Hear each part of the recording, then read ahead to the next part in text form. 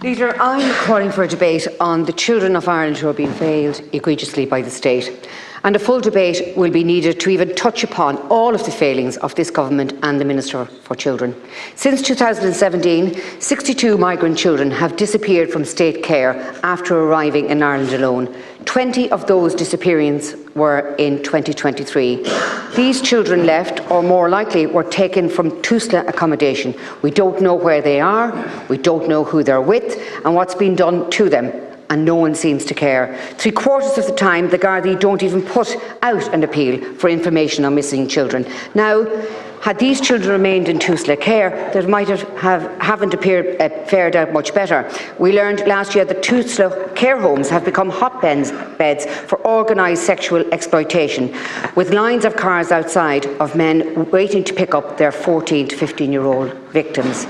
And frontline workers attest to the fact that the authorities know that this happens and that they have become desensitised, and so this is allowed to continue.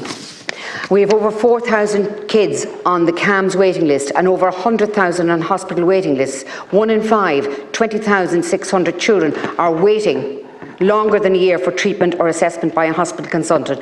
And of course, in Roscrea recently, we had the Minister choose to send migrant women and children into the middle of an ongoing protest, presumably to send out some sort of political message that protests will not stop him from enforcing his plans for whatever Irish towns he sets his sights on, with no consultation with locals as yet.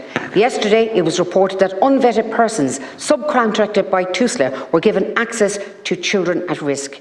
Any one of these scandals or crises would lead to resignation in a serious government.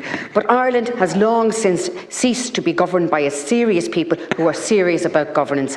Instead, the government circles the wagons every time around with ministers, and with complicity of the media, works tirelessly to insulate itself from the criticism of the people it's supposed to serve. And so, while we really need an election, but I'll settle for a debate on the state's constant failure to the children. Thank you.